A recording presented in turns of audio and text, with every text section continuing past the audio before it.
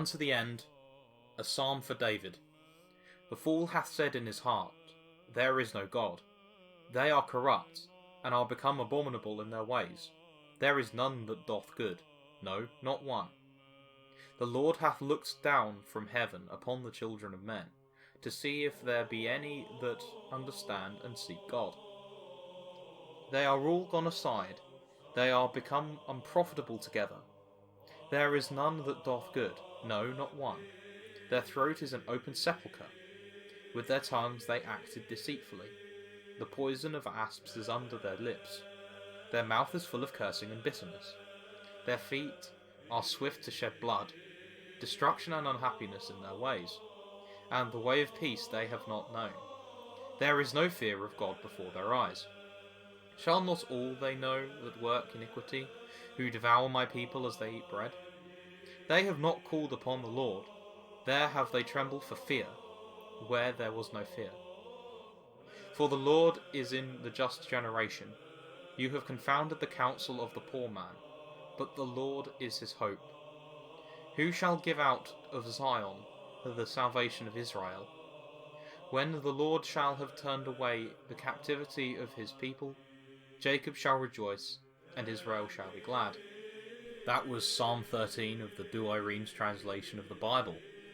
So now I've gotten everybody's attention, especially those atheists watching. I'd like to talk about the strange death, and in fact the strange life, of New Atheism. I'm here to proclaim the death of New Atheism because the vast majority of the New Atheists either went hard left and became these sorts of, I suppose the skeptics would have called them SJWs, but I suppose I'd call them the New Left. Whereas some went the whole anti-SJW route and ended up being liberalists. And all that's left now is this hardcore of people who are trapped in 2006 and don't seem to be able to lift their 300-pound bulk over the wall to escape that year. So I'm going to say it's pretty much dead. Now, I think we need to understand why it came about, because there was a reason. Of course, in the 1990s, under George Bush Sr., and in the early 2000s indeed under George Bush Jr., the evangelical right was in ascendance. Now, the problem with evangelical Christianity is that it's based on Martin Luther, and Martin Luther was quoted as saying that faith should trample over all reason, failing to remember that these things are in many ways one and the same.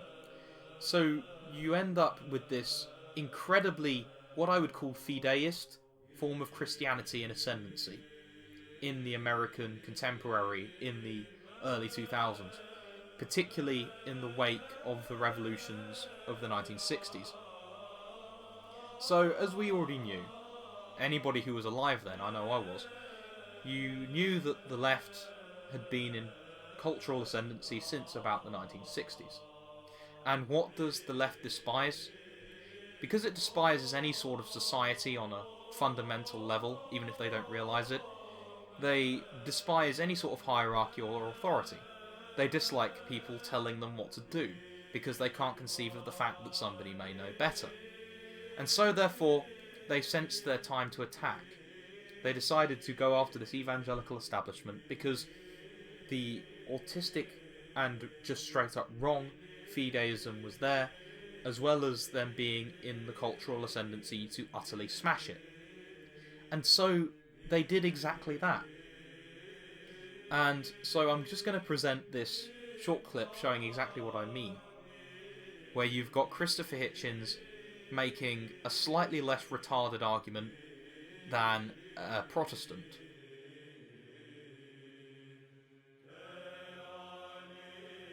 I assume faith must be, is the willingness to assume what you have to prove. And to come before an educated audience and say, it's true because it's in the Bible. And I believe in the Bible because it's true. I used to hear when I was a kid, Jesus loves me, this I know, for the Bible tells me so. I don't think that's evidence. I don't think that's argument. But if it's faith, I suppose that's what it must be. But you just assumed and asserted what you were asked to prove. Sure, I have faith in the Bible. I can't have escaped your attention, can I, ladies and gentlemen? You have faith in reason. And if No, I don't. No, I absolutely do not have faith in reason. You don't? No. Well, very good. I try and sharpen my practice of reason, doubt, skepticism, the weighing of argument against evidence, and of evidence against interest. In other words, I'm more inclined to doubt something if its truth would be something that would suit me. One of the moral superiorities of atheism, by the way, is we don't particularly want it to be true that we shall be annihilated when we die, that there's nothing to hope for from the heavens, that the heavens are empty. We don't necessarily love that idea, but we're willing to face it since the evidence for the contrary appears to be trivial or non-existent. We don't indulge in wish thinking, and we don't assert as true what we've just been asked to prove. I have to say, I think that's a methodological difference worth observing in an institution of higher education. Tell me again why you don't believe in reason. Because reason is by definition not something that is a matter of faith. It's axiomatic. No, it's a kind of like the Bible. It's a process. I begin with the Bible. You begin with reason. I have faith in the Bible. You have faith in reason. You think and if I ask you're you a man to justify, you're a man of one book. And you're a man of one thought. All right. So if you laugh at that, I think we'd probably be like Bill Maher's audience. You'd laugh at anything. No, to say that you believe in the process of reason, inquiry, skepticism, and the measurement of evidence against interest, so that you would doubt most of all something that favored your own conclusion, you'd subject that to more scrutiny. You call that one thought? You have contempt for thought if you think that. I'm sorry, I have to not stop trying to be funny here. No, hey. So you see what I'm saying? This inability to concede reason. I still agree more with the Protestant, of course, but the inability to concede reason would effectively make debate impossible. Dialectics are necessarily reliant on the rules of logic and reason. And I don't mean this in this kind of advertising slogan sense that many atheists refer to. I mean it in the actual sense, as in the kind defined by Aristotle in the Metaphysics. But one thing that's very, very interesting is that the smarter theists were often ignored by them. They'd only occasionally acknowledge people like William Lane Craig, and they were petrified to even concede the existence of people like Dr. Peter Kreeft and Edward Fazer, because these people stomped them into the ground. When somebody like William Lane Craig, with his fantastical belief in things like divine command theory, stomps you into the ground, that you have a really, really dumb perspective on philosophy. So I suppose I've set this video aside to go after 5 especially famous atheists at that time. The Four Horsemen, and also Bart Ehrman. But first of all, I'd really like to start with a joke. I, on the other hand, am an overweight high school dropout who still adds with his fingers. 7, 8, 9... Yeah. And I am smarter than Thomas Aquinas. By an order of magnitude. And that's not just boasting or bluster. I can prove it. And then there's his conclusion. Therefore, God exists. This is... let's say we accept everything he said before. This is still not a valid conclusion. Because why is the unmoved mover necessarily God? Why can't it be a blueberry muffin? But we'll start with our first horseman. And there's a wealth of information on this guy. There's a reason why I think his brother became Anglican. So we'll start very quickly with Christopher Hitchens. And there's a wealth of really, really idiotic arguments from him online. For example, the constant posturing about being progressive in his morality. This kind of pushing of women's rights and homosexual rights and whatever. But this entire argument is completely devoid of any sort of energy because he believes morality is subjective. Why should anybody listen to you on things like this when your entire morality is subjective? Why would anybody listen to you when they could just as easily listen to a sociopath say, well, we should just be allowed to stab children in their prams? There are 2 things that you can say to this sort of person. First of all, well, I'm going to stop you doing this, I will beat you up and I will win. And secondly, another thing that you can say is that I want more pride parades. But this isn't really the crux of why I'm going after Hitchens, God rest his soul. The crux of the reason I'm going after him is for his razor. What can be asserted without evidence can also be dismissed without evidence. This is probably one of the most important things he ever said, or at least that's the perspective that many people have. Well, you know what's asserted without evidence? Your razor. So I dismiss your razor. Goodbye. But also the fact that he states that this is an elementary rule of logic is retarded. There are 3 fundamental rules of logic: the law of identity, the law of non-contradiction, and the law of the excluded middle. If he'd ever read Aristotle, or, in fact, Plato for that matter, he would know this. This is why I'm a very strong advocate for forcing 14-year-old boys to read the Platonic dialogues and the works of Aristotle, because then we wouldn't end up with idiotic rhetorical techniques like this being prevalent in our society. You wouldn't have this sort of sophistry about if people knew that these sorts of statements were idiotic.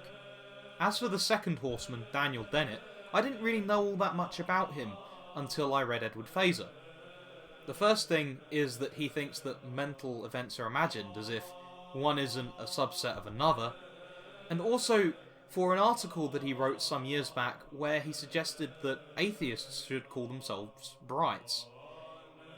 So he'd be a bright, another atheist would be a bright, so collectively they'd be known as brights. Now, aside from the obvious rhetorical impact of saying that atheists should just be called bright, he manages to meme it into something really cringe. But this ain't shit on what Edward Fazer had to say about him. For it turns out that Daniel Dennett wrote a book. It's a 448-page book called Breaking the Spell, Attacking Theism. Now, how many pages do you think that Daniel Dennett dedicated to attacking the actual arguments for God? I'm going to give you an idea. It's under 10. You almost got it. It was 3. He dedicates 3 pages to attacking the arguments for God. And he dedicates exactly 1 paragraph, I repeat, 1 paragraph, to going after the cosmological argument.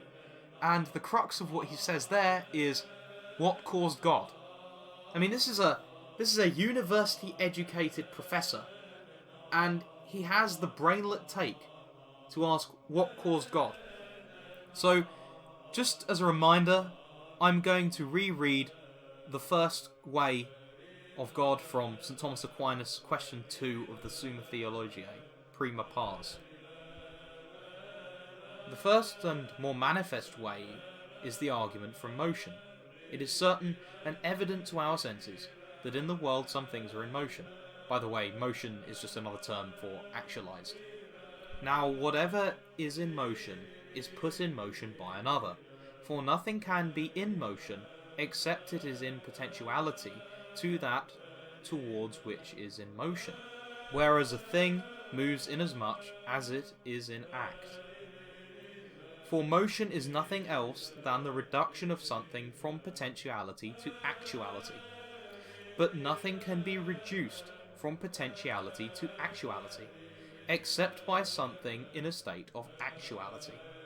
Thus, that which is actually hot as fire makes wood, which is potentially hot, to be actually hot, and thereby moves and changes it. Now, it is not possible that the same thing should be at once in actuality and potentiality in the same respect, but only in different respects. For what is actually hot cannot simultaneously be potentially hot, but it is simultaneously potentially cold. It is therefore impossible that in the same respect and in the same way a thing should be both mover and moved, i.e., that it should move itself. Therefore, whatever is in motion must be put in motion by another. If that by which it is put in motion be itself put in motion, then this also must needs to be put in motion by another, and that by another. But this cannot go on to infinity, because then there would be no first mover, and consequently no other mover. Seeing that subsequent movers move only inasmuch as they are put in motion by the first mover, as the staff moves only because it is put in motion by the hand. Therefore it's necessary to arrive at a first mover, put in motion by no other, and this everyone understands to be God. So we can also very quickly conclude that this unactualized actualizer is in fact God. Now, Aquinas devotes an entire book to this, the Prima Pars of the Summa Theologiae, but I'm going to give a crack at explaining it here as well. So I'm going to talk about three things. We're going to talk about actus purus, which is the absolute perfection of God in every single means. We're going to talk about God's omnipotence, and we're going to talk about God's omniscience. So how do we know that God is completely perfect from this? Well, it's pretty damn simple. Because he is that first thing, he defines actuality. And because imperfections are things which are diminishments of the actuality of a certain thing, and God is pure actuality, there's literally no means to detract from that actuality, and henceforth he's perfect. Now, how do we know that God is omnipotent? Well, because as that creature that created the first act, he is sustaining the entire universe, because by that act he made the universe. So he has complete control over it, including time and space, because, of course, he is outside of time and he is outside of space. Time being defined by Aquinas as the moment-to-moment interactions of actualized things, not the Kantian perspective that English flatheads like Dennett have in mind, where things go second by second. And then finally you have omniscience. Now, if God is actualizing the entire universe, he has complete power over that universe by virtue of the fact that he made it, including the fact that he's outside of time, and therefore time is no object to him, then surely if he made them, he would know literally everything that has ever come to be. And therefore he's omniscient as well. So now that Plato, Aristotle, and Saint Aquinas have absolutely yeeted atheism out of existence, let's have a quick laugh at Dawkins, because we've essentially just entirely annihilated his point in the last 4.5 minutes. So in an article called Religion for Dummies, he was asked the following question. What do you hope the world would be like if all children were raised without religion, according to your theories? And he responds, it would be paradise on earth. What I hope for is a world ruled by enlightened rationality, which does not mean something dull, but something of high artistic value. I just wish there were the slightest chance of it ever happening.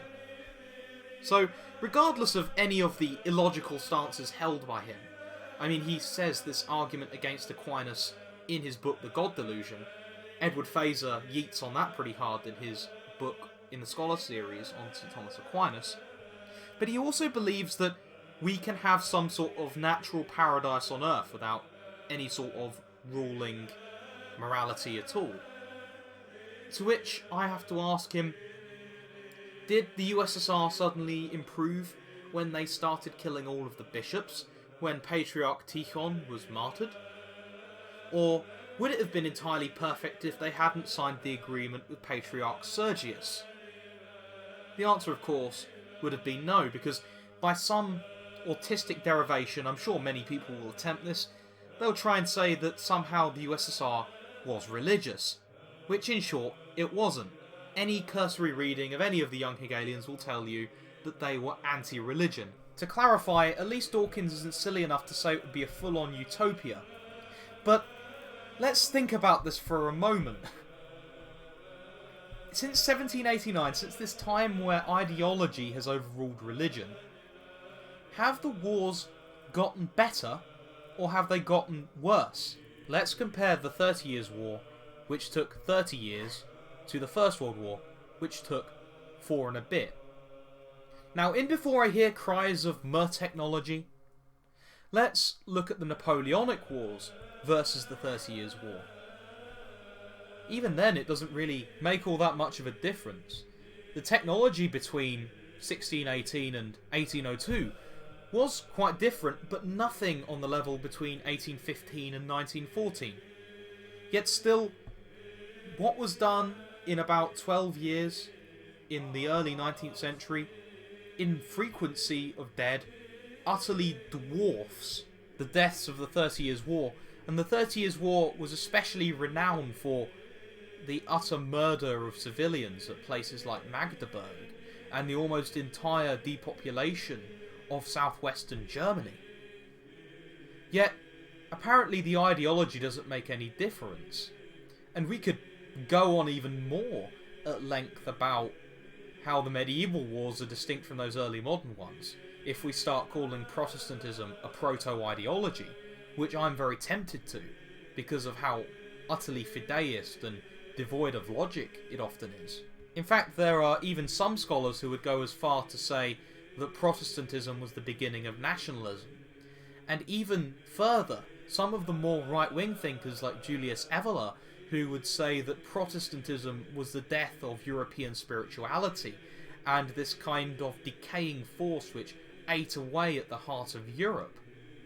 I wouldn't go as far as Evola, but I certainly agree that, in some way, the Protestant churches were the beginning of nationalism, which is in itself an ideology, although obviously far less hobbled by this ideological fideism which is ultimately the predominant force since 1789. I'm going to put the calculated frequencies of deaths per year in each war in the description so as to force you to read my citations. But also, one thing that I'd like to add, and this is from an audiobook on the Renaissance Man program, is that there was a stormtrooper called Ernst Junger who wrote about this precise phenomenon in his book On Pain, and how the death of traditional morality led to men who were ideological weapons. He especially describes the Japanese evolution of a piloted torpedo which could be driven into ships. And he was writing about this in the 1930s, the distinction between Neptunian and Vulcanian souls as he describes it. It's well worth a read if you get a hold of his essay. It's called On Pain. So now we come to our final horseman, Sam Harris. Now, I don't really need to go and, re-refute him for the stuff I've already refuted the other three for, but I really want to talk about his perspective on morality and how manifestly silly it is. So, he for some reason seems to think that we can derive our morality through science. I mean, he means empirical science, not scientia in the Latin term meaning knowledge. I mean, I entirely agree with the latter one, but he thinks that we can objectively test the world for morality. Now, this could mean one of two things. This could mean that for some reason he thinks that these moral laws can drop out of the sky or be heated up like any other material object.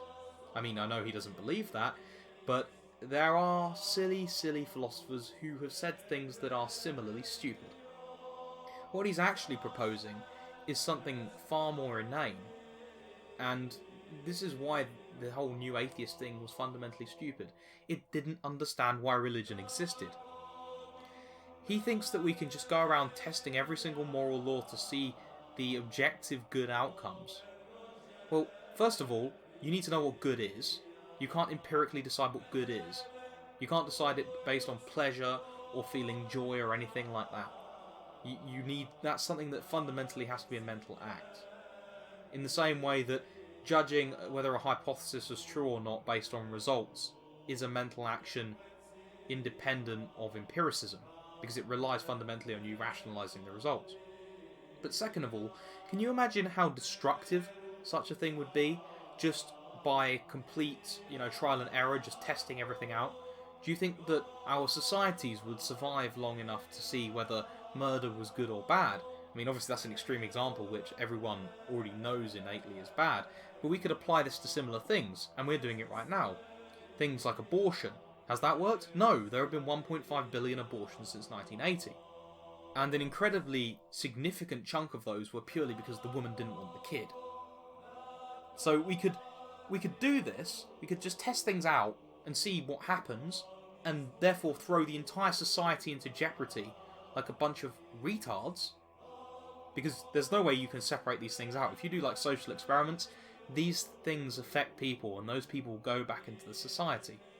Or we could do what religion does, which is couple together a number of a priori immaterial moral laws and then follows them, because we know they're good, either because God revealed them in the case of Christianity, or because other things revealed them, or we reasoned them. So, for example, Nicomachean ethics would be, reasoned morality. But this whole Harrisian paradigm is stupid. We can't afford to do that, because we live in a finite world, and frankly, I'd rather not be fucked around in a social experiment to determine whether or not euthanasia is right or not. Because it's all ultimately, I know already, for a fact, innate to human nature, and a priori. You cannot a posteriori determine what is good. This is simply not something that can happen. And this is the final atheist that I'm going to talk about today. And this is one that's often bandied about by people who are specifically anti-Christian. And that is Bart Ehrman. People will yell to the high heavens about how great his books are at debunking the New Testament. Which is very interesting, actually, because as William Lane Craig explained, there is Bart Ehrman the public person, and there is Bart Ehrman the academic. And these sort of tend to intersect. For example, he was on a radio show once where he was talking about his book. He was talking about his book, misquoting Jesus, I think it was. And the man who was running the radio show asked, well, gee, Dr. Ehrman, what do you think the Bible would look like without any of these things? And so Bart Ehrman, after some hesitation, answers, probably the same as what it looks like today. And you know why that is? It's because the current consensus on the New Testament, it's much different with the Old Testament, but the current consensus with the New Testament is that it is 99% reliable. The manuscript is 99% reliable, and those errors that are in it are irrelevant anyway. They're things like your or our in certain places. There's nothing that influences any doctrinal issues at all. So it seems silly that he would go to all of this effort, unless he wanted to maybe cash in on something. Oh, funny that, isn't it? But hey, don't let me say it. I'll link in the description William Lane Craig's talk on him. And obviously, there's a reason why their dislikes are disabled. The likes and dislikes are disabled because atheists have a funny way of not tolerating being criticised, particularly when it comes to the thing that tells them not to masturbate. Let alone the fact that none of them would have the gall to criticise the Quran to a Salafist's face. These sorts of people will go openly and talk to Catholics and slag them off in the comment sections, or they'll say it to them in real life, because they know that we won't fight back, because we're actually principled people who believe in rational discourse, whereas a Muslim will just hack their heads off. And those ones that do complain, they just whine on the internet like a bunch of pansies, and they do nothing. And that's exactly why atheism in the West will be irrelevant in a couple of centuries. I mean, I don't know why anybody would really be surprised. I mean, particularly with New Atheism. I mean, atheism will be dead in 200 years purely because they're not having children, but New Atheism is unsuccessful for different reasons. I mean, the three predominant groups which comprised New Atheism are teenagers, morbidly obese single men in their 30s, and lanklets with the testosterone of an 80-year-old man. Are we in any way surprised that these sorts of people do not persist? Well, we shouldn't be. We shouldn't be surprised that these people don't persist, because their ideas are fundamentally dysgenic. As academics have pointed out, people like Edward Newton, who runs a YouTube channel on this site, which I'd recommend you check out, if only to learn just how eugenic religion in general is in comparison to atheism. As if you couldn't tell that already from other factors. I'm really starting to think that after my readings of Nicholas Nassim Taleb, that he is right. That a lot of these academics, these intellectual yet idiots, that he talks about in his book, Skin in the Game, is true. Like, these intellectuals yet idiots are intellectuals yet idiots, because they don't even lift. The one common element in the 6 people that I have just talked about is that they despise suffering in its entirety. They cannot understand on any level where suffering may be useful or necessary. These people have no conception of applying suffering in order to obtain virtue. If they did lift, as Taleb describes, they'd know that the pain of pushing the bar over your head in an overhead press contributes to building your shoulder muscles, and therefore you not only look great, but you feel great, as well as getting the functional increase in strength. If these people lifted, they'd know what it would be like to plan, say, a fasting rule or a prayer rule, so that they could develop their self-control. But since they're a product of this materialistic and hedonistic world that we currently possess, they have no conception of this suffering being useful. And this becomes evident in the political views of these new atheists. Now, I'm not going to talk about any specific names because this is a huge trend and I could apply this to almost any of them. And some of them may disagree on the first one. I know they all agree on the second, though. But we're going to talk about two particular views which seem very common in these sorts of new atheist people, or at least a very significant percentage of those new atheist people. One of these ideas that's come about and become relatively common to the point where almost everyone knows about it is this otherkin idea. This idea that humans can really be dogs trapped in human bodies. Or, even worse, some people thinking that they're space aliens. I will grant you a small mercy in not showing you the images of such things, but you know where Google is, and I'm sure you can find the channel of Mr. Metica.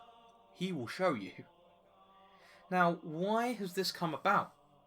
It's because we've forgotten that the soul is the form of the body, and therefore no human can be a dog because they are human. No human can be a space alien because they're human. Yet many of these new atheists fall into this position, as especially those ones that have now gone further to the left in the wake of Gamergate and events like this. So this is one of those natural results, because we don't have the energy, if we are new atheists, to refute such causes, because we don't have a strong philosophical framework. We already disposed of that around 100 years ago in order to acquire more cummies. So now you've gotten rid of the baby with the bathwater too. And the second one is something a lot more controversial. I can already see tons of people shrieking in the comments about their bodies and their choices and stuff like that, and that is the fundamental insanity of accepting abortion. Now, we all know why this is, on a certain level. It's because ultimately people don't want to deal with the results of their actions, the results of sex outside of marriage. They don't want to deal with it, so they dispose of the result. It's not because of apparently somehow that one act that creates children not obligating you to take care of children after you commit that one act. No, it's certain obfuscations about, bodies and choices and stuff like that. And I could say stuff like, hippity hoppity, you are God's property, but I don't think anybody's going to buy that somehow. So instead, I'm going to talk about the real meaning of the word fetus, because people love to play with the fetus-baby divide as if it exists. So what does fetus actually mean? It's an adjective in Latin. That's where it comes from, meaning pregnant or breeding in the first case, which is somewhat relevant, obviously, but the second one is much more important. That has brought forth, newly delivered. Now, what could be newly delivered, if not a baby? Now, let's think about this. I mean, we could say, well, no, you haven't seen any examples of this. Or, for those idiots that will dismiss etymology as some way of not finding out what a word means. I mean, those people, they're just stupid. I don't even need to argue with them. But let's consider the first case. Let's give an example from a 5th century German grammatician, and we'll give its translation. Also, because I know a little bit of Latin, I will be talking about that as well, because I gave a sort of semi-translation in the screenshot that you will see on screen now. So the relevant part of this, the parts that I've drawn the lines off as, is qua feta iacebat uxor, which is the bit which is pertinent to the word in question. Feta having the end changed to being flected with the sentence. So what does it mean in English? Oh, lay the wife in childbed. What could that possibly mean? Could it mean that she's pregnant with a child? Could it mean that she's perhaps going to bring forth a babe? No, fetus doesn't mean baby. you're just an idiotic Republican, of course. Now, those who are still somehow resilient to this, for some reason, let's just ignore that the manuscript that I got the 5th century script from was written in the 19th century itself as a copy. And let's ask this question. Do humans ever come from things that are not human? That's the real question here. If the fetus is not human, then what is it?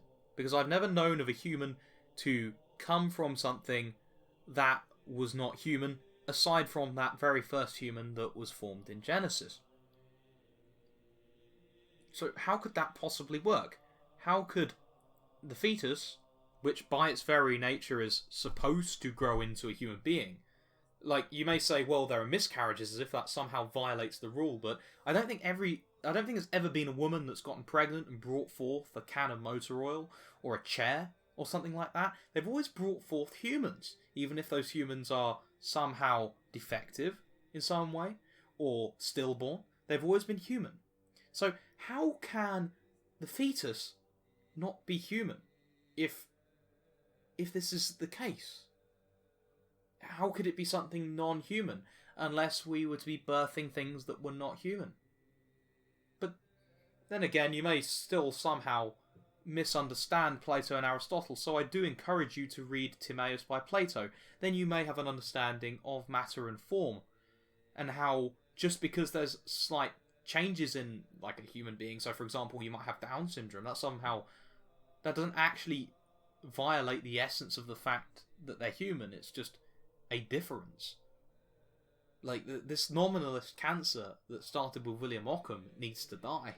As for those who will try and look up different translations of the Latin to say, well, it actually means embryo, or it actually means fetus in the womb, well, I've just given you an example there of a Latin manuscript which was probably corrected from lacunae from the 19th century that has been translated into the English as specifically meaning childbearing.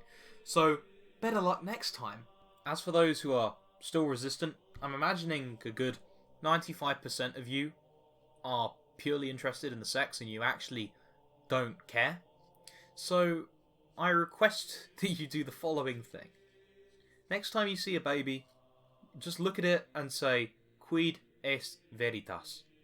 What is truth? Because that's effectively what you are doing. If you reject that there's a fundamental human nature, which is idiotic, and therefore you reject that a fetus is fundamentally human, then you may as well just say that. Now, I'm expecting 2 responses to this video.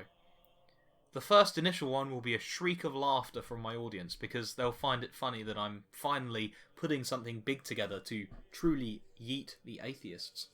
But then there will be a second one of anger. I'm expecting a good number of response videos that will entirely miss the point.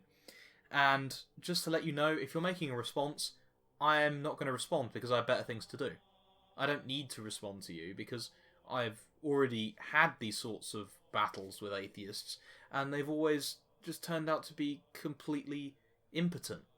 It's always been a bad joke because they haven't actually gone and read Plato and Aristotle and torn it apart. At best, they've gone and listened to the audiobook, and even then they don't usually. So, if you actually expect me to give you any sort of acknowledgement on your response, if you've got you actually want to have a dialogue with me instead of just yeet, right? Then send it to me on Discord, right? Send it to me on Discord and say, I'd really like you to watch this. Perhaps we can have a dialogue, and then I'll consider it. But besides that, I've got a video schedule, so I'm just leaving this here. It's already a 40-minute long video. I've already spent a good amount of time recording and editing this. I'm not going to waste another second, unless you give me a very, very good reason. So, I hope that my viewers enjoyed this. I hope that the new atheists are thoroughly yeeted, and I thank you all for watching. I'll see you later, and goodbye. Thanks a lot for watching. If you'd like to continue to support this work and get access to dozens of hours of content, please subscribe to me on Patreon at patreon.com/renaissances. And if you'd like to join the community, there's a link in the description. Thank you.